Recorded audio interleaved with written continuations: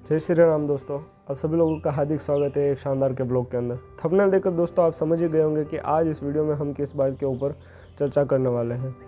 फ़िलहाल अभी मैं बाहर शूट कर रहा हूँ, तो थोड़ा आजू बाजू का जो नॉइज़ है वो रहेगा, थोड़ा उसे अवॉइड करने की कोशिश कीजिएगा दोस्तों। ब्रह्मास्त्र मूवी आ चुकी है, काफ़ी अच्छा भी रिस्पॉन्स रहा है, थोड़ा कम भी रिस्पॉन्स रहा है, लेकिन अगर मेरी माने तो VFX का बहुत ही अच्छी तरीके से इस्तेमाल हुआ है। लेकिन अगर हम बात करें कि उस मूवी के अंदर जो 2-3 डायलॉग्स है, 2-3 अस्त्र जो दिखाए गए हैं वो शायद गलत है, तो मैंने उसके ऊपर क्या ये शायद गलत है कि नहीं है, कि ऐसे अस्त्र थे या नहीं, मैंने जब उसके ऊपर डीप रिसर्च की तो मुझे पता चला कि शायद नहीं, हाँ पूरी तरीके से वो गलत ही है। तो आज सही अस्त्र क्या है और उसके ऊपर की थोड़ी जो बेसिक इन्फॉर्मेशन है वो आज मैं आपको देने वाला हूँ। तो आज इस वीडियो को एंड तक ज़रूर देखिएगा, आपको बहुत ही मज़ा आने वाला है। मैंने बहुत सारे जो इमेजेस है वो भी मैंने कलेक्ट किया ताकि आपको मैं आसानी से समझा पाऊँ। तो दोस्तों पहली बार हो चैनल के ऊपर तो चैनल को सब्सक्राइब करके मुझे सपोर्ट कीजिएगा दोस्तों। हमें ही अब इस भारत की जो लुप्त होती जो सभ्यता और संस्कृति है, हमें उसे रोकना है, हम सबको साथ में मिलकर और हमें आगे बढ़ना है। तो दोस्तों आइए शुरू करते हैं इस वीडियो को।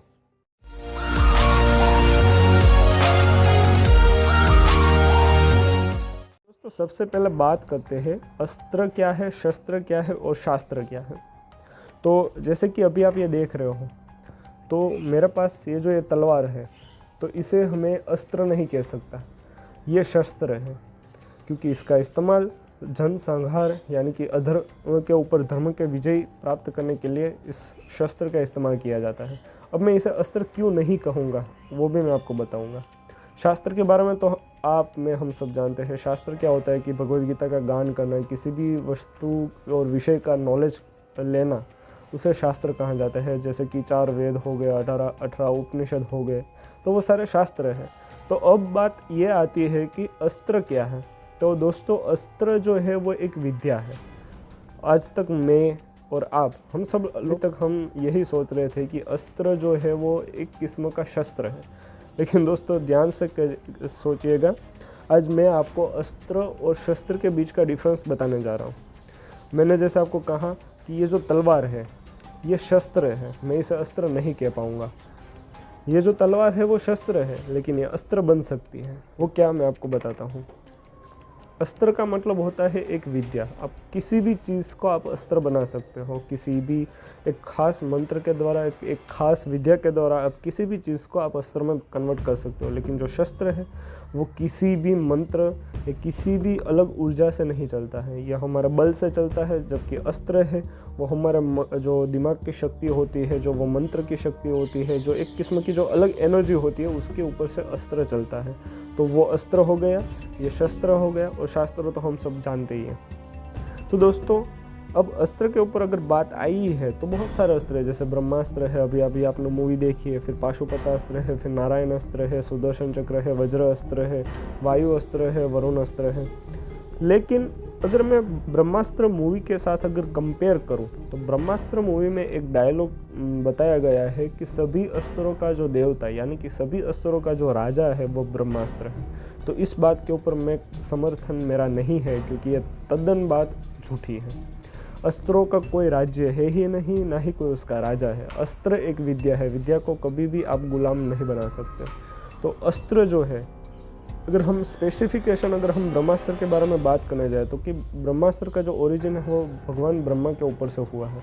वैसे ही पाशुपतास्त्र का भगवान शंकर के द्वारा और नारायण अस्त्र का स्वयंभू नारायण के द्वारा हुआ है। लेकिन अगर ब्रह्मास्त्र की शक्तियों के बारे में जानना जाए तो पाशुपतास्त्र और नारायण अस्त्र से ब्रह्मास्त्र की जो शक्तियाँ हैं वो कम है। तो इसलिए ब्रह्मास्त्र को हम अस्त्रों का राजा या अस्त्रों का देवता हम नहीं मान सकते। हाँ, बॉलीवुड वालों ने अगर उन्हें शायद अगर कहानी के लिए अगर कहीं से मिला हो तो मुझे पता नहीं है, लेकिन अगर ब्रह्मास्त्र को हम किसी भी शस्त्र का राजा हम नहीं मान सकते। तो दोस्तों बात करते हैं कि अस्त्र आखिर है क्या। तो जब मैंने डीप रिसर्च की तो मुझे पता चला कि पूरा महाभारत आप ले लो या रामायण ले लो या चाहे कोई भी पिछला अभी एक दृश्य है वो आप ले लो, लेकिन जहाँ तक मुझे पता है और जैसे रिसर्च कह रहा है मेरा, तो भगवान राम ही सिर्फ एक ऐसे इंसान थे कि जिनके पास सभी किस्म के अस्त्र थे। यहाँ तक कि अर्जुन के पास भी 2 अस्त्र नहीं थे, वो थे पाशुपतास्त्र और नारायण अस्त्र।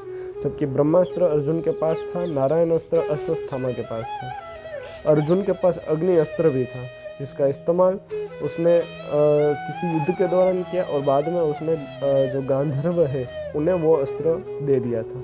अश्वत्थामा ने नारायण अस्त्र का उपयोग जो है वो महाभारत के युद्ध के दौरान उसने किया था, वहाँ से बहुत ही बड़ा जनसंहार हुआ है। अब मैं आपको एक बात और बता देना चाहता हूँ कि ब्रह्मास्त्र, नारायण अस्त्र और पाशुपतास्त्र, ये तीनों ऐसे अस्त्र हैं जो दिमाग की शक्ति से आप चला सकते हो। जैसे कि अगर आप ये कह रहे हो कि अगर मैंने मानिए कि अगर मैंने अस्त्र मेरे पास है और मैंने अस्त्र को छोड़ा, तो मैं ये कह सकता हूँ कि अपने दिमाग से कह सकता हूँ कि नहीं, अगर तुम्हें राइट जाना है तो तुम राइट ही जाओ। मैं अपने दिमाग से उसे कह सकता हूँ तो वो अस्त्र राइट ही जाएगा। तो ये दिमाग की जो पावर है उससे चलता था अस्त्र। सिर्फ दिमाग की पावर से ही नहीं, उसके साथ साथ मंत्र के उच्चारण से भी चलता था। बहुत सारे आपने देखा ही, अगर ब्रह्मास्त्र मूवी को अगर आप ध्यान से देखें तो जब भी कभी किसी भी अस्त्रों को अगर एक्टिवेट करना होता था तो वो कुछ बोलते थे, वो जो शब्द बोलते थे वो मंत्र होते हैं। बहुत सारे जो अस्त्र है वो मंत्र को बोलने से, मंत्र के उच्चारण से वो एक्टिवेट होते हैं और उसका जो प्रभाव है वो बढ़ जाता है। यही दोस्तों हमारा सनातन धर्म है, यही हमारे जो प्राचीन भारत की जो सभ्यता होती है ना, ये उसकी निशानी है। तो अब बात करते हैं कि अस्त्र, जो ब्रह्मास्त्र मूवी के अंदर जो अस्त्र दिखाए गए, क्या वो सभी सच है या सिर्फ कुछ ही सच है? तो इसके ऊपर मैं आपको पर्दा डालता हूँ। तो पहले ब्रह्मास्त्र जो है वो सच है, दूसरा नंदी अस्त्र है वो सच है, तीसरा जो सर्प अस्त्र जिसे हम नाग अस्त्र कहते हैं वो भी सच है। तो बात रही कि बाकी के अस्त्र का क्या हुआ।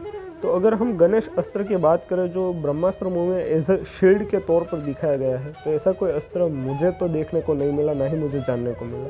दूसरा अगर अस्त्र की अगर मैं बात करूँ तो अमिताभ बच्चन जी जिस अस्त्र को इस्तेमाल कर रहे हैं वो एक छोटा सा एक चाकू होता है, वहाँ से पूरी मतलब तलवार निकालते हैं। आई डोंट थिंक कि ऐसा कोई अस्त्र कभी भारत में रहा है। दूसरी अगर मैं बात करूँ तो ब्रह्मास्त्र को जिस प्रकार से ब्रह्मास्त्र मूवी में दिखाया गया है, गोल एक आकार का कुछ अस्त्र है जिसके 3 टुकड़े हैं, उसे जोड़ना, ऐसा पहली बात ये ऐसा ब्रह्मास्त्र था ही नहीं। ब्रह्मास्त्र की जो आकार है वो एक तीर के जैसा था और कुछ अलग ही उसका एक प्रभाव था।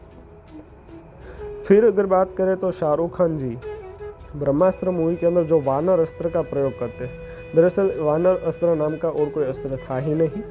वानर अस्त्र की जगह अगर वो वज्रास्त्र का अगर वो जो उल्लेख करते तो वो सही होता, क्योंकि वज्रा। उसके बाद दोस्तों बात करते हैं वायु अस्त्र के बारे में। एक सीन आपने देखा होगा कि जो लास्ट में जब आलिया भट्ट और रणवीर कपूर जब एक साथ होते हैं और जब मौनी रॉय आती है ब्रह्मास्त्र का जो वो तीसरा टुकड़ा है उसे लेने के लिए, तो एक छोटा सा बच्चा होता है वो अपना हाथों से ही 3-4 लोगों को उठा लेता है। हाँ दोस्तों, ये भी सच है। जो वो अस्त्र है उसका नाम है वायु अस्त्र, यानी कि आप जो वायु है, जो पवन है, आप उसे उसकी जो गति है उसके ऊपर आप कंट्रोल ले सकते हो। अगर हम ब्रह्मास्त्र मूवी का अगर निचोड़ देखने जाए, एम देखने जाए, तो मैं आपको ये ज़रूर कह सकता हूँ कि जो पंचमहाभूत की शक्तियाँ हैं वो उनके अलग अलग खुद अस्त्र हैं। जैसे कि जल अस्त्र हो गया, अग्नि अस्त्र हो गया, वायु अस्त्र हो गया, वैसे वैसे अलग अलग है। तो दोस्तों अब बात करते हैं कि क्या ऐसे अस्त्र आज भी मौजूद है इस दुनिया में, इस भारत में।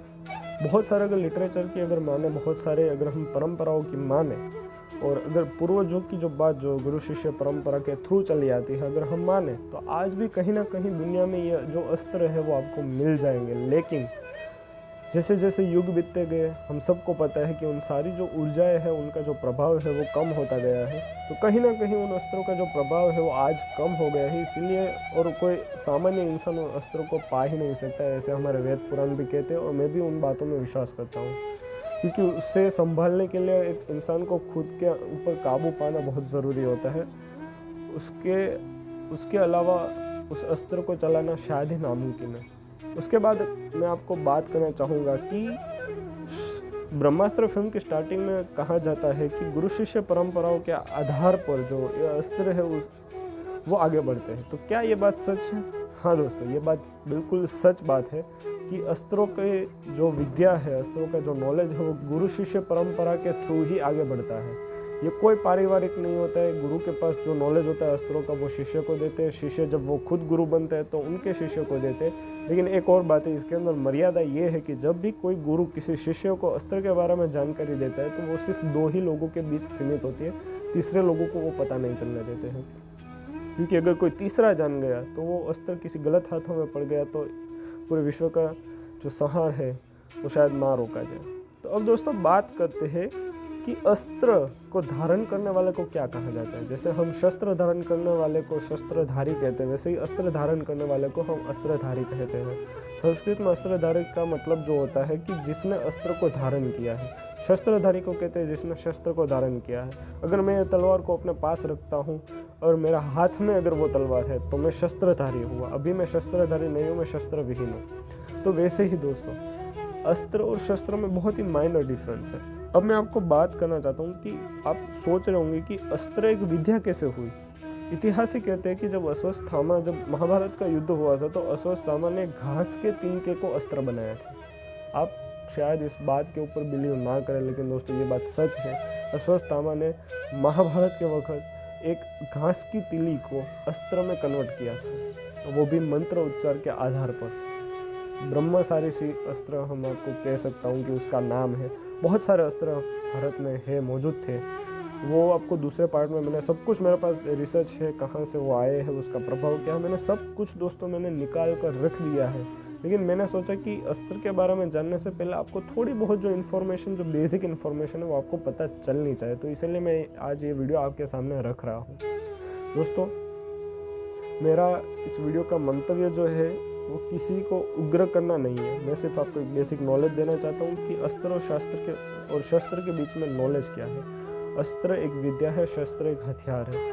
किसी भी चीज़ को आप शस्त्र नहीं बना सकते हो, लेकिन किसी भी चीज़ को आप अस्त्र जरूर बना सकते हो। आप शस्त्र को अस्त्र बना सकते हो, लेकिन अस्त्र को आप शस्त्र नहीं बना सकते। मैं जो बोल रहा हूँ उसके ऊपर थोड़ा ध्यान ज़रूर दीजिएगा दोस्तों। ये थोड़ा कॉम्प्लिकेटेड होगा समझने के लिए, लेकिन यही जो है। अब दूसरी बात करते हैं कि सुदर्शन चक्र और त्रिशूल ये अस्त्र है। जी हाँ दोस्तों, अगर बात की जाए सुदर्शन चक्र की तो ये भी एक अस्त्र है, और बात की जाए त्रिशूल की तो ये भी एक अस्त्र ही है दोस्तों। बहुत सारे अस्त्र जो हैं वो भी आपने शायद कभी नाम भी ना सुना हो। कि बहुत सारे ऐसे अस्त्र हैं जिसके बारे में आप शायद ना ही जानते होंगे, लेकिन एक देवराज इंद्र के पास भी एक अस्त्र हुआ करता था जिसे वज्रास्त्र के नाम से जाना जाता है। अब आप ये सोचेंगे कि हम सब यही सोचते हैं कि अस्त्र जो है वो तीर है, लेकिन यह ज़रूरी नहीं है कि अस्त्र का कोई एक निश्चित आकार नहीं है। आप उसे किसी भी फॉर्म में आप ढाल सकते हैं, क्योंकि वो एक विद्या है। विद्या को, जैसे कि अगर मेरे पास एक छोटा सा पत्थर है, ठीक है, अब एक सपोज कर लेते हैं मेरे पास एक छोटा सा पत्थर है और मुझे वो विद्या आती है कि जिसकी वजह से मैं उस पत्थर को अस्त्र बना सकता हूँ, तो मैं वो विद्या, वो मंत्र को याद करके, उसका उच्चारण करके मैं उस पत्थर को अस्त्र के रूप में कन्वर्ट कर सकता हूँ। तो अब लास्ट में आपको शायद ये सवाल आएगा कि अगर आप, ठीक है चलो भाई, आपने कहा कि जो ब्रह्मास्त्र में जो ये डायलॉग है कि ब्रह्मास्त्र को सर्व अस्त्रों का देवता माना गया है, ये गलत है। तो अस्त्र का देवता हुआ कौन असल में? आप तो यही सोच रहे होंगे। अगर मैं आपको कहूँ कि अस्त्र का कोई देवता था ही नहीं तो आप शायद ये सोचने पर मजबूर हो जाएंगे कि फिल्म में जो दिखाया गया है उसमें तो ब्रह्मास्त्र को सबसे सर्वश्रेष्ठ बताया गया है, लेकिन दोस्तों ये बात गलत है। अस्त्रों में अगर बात करें तो पाशुपतास्त्र और नारायण अस्त्र दोनों सर्वश्रेष्ठ थे, लेकिन अगर उन दोनों में से भी अगर हम चढ़ियाते की बात करें तो सबसे ज़्यादा ताकतवर है नारायण अस्त्र, क्योंकि वो नारायण अस्त्र एक ऐसा अस्त्र था कि जब उसे छोड़ने में आता था तो नारायण अस्त्र में से बाकी के सारे शस्त्र निकलते थे। जैसे कि ब्रह्मास्त्र है, पाशुपतास्त्र है, वायु अस्त्र है, अग्नि अस्त्र है, वज्रास्त्र है, नाग अस्त्र है, वगैरह वगैरह। तो एक नारायण अस्त्र में से बाकी के सारे अस्त्र निकलते थे। अब सोच लीजिए, एक ही बार में जब सारे अस्त्र एक ही साथ छूटे तो दुनिया का विनाश रोकने से कोई भी रोक नहीं सकता। इसीलिए कभी भी नारायण अस्त्र का इस्तेमाल हुआ नहीं है। हाँ, महाभारत में अश्वत्थामा ने नारायण अस्त्र को छोड़ा था, लेकिन सामने भगवान कृष्ण थे जो जानते थे उसका उपाय। वो उपाय क्या है वो मैं आपको पार्ट 2 के अंदर में बताने वाला हूँ दोस्तों।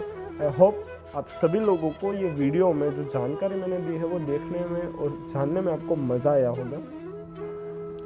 तो दोस्तों मिलते हैं पार्ट 2 में कि कौन कौन से अस्त्र भारत में मौजूद थे, उसके बारे में मैं आपको बताने वाला हूँ।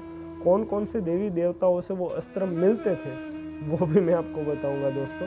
तो फिलहाल के लिए इस वीडियो को हम यहीं पर एंड करते हैं। आई होप कि आप सभी लोगों को ये जानकारी जानने में मज़ा आया होगा। दोस्तों मिलते हैं इस वीडियो के पार्ट 2 के अंदर, तब तक के लिए जय हिंद, जय भारत, अस्तु।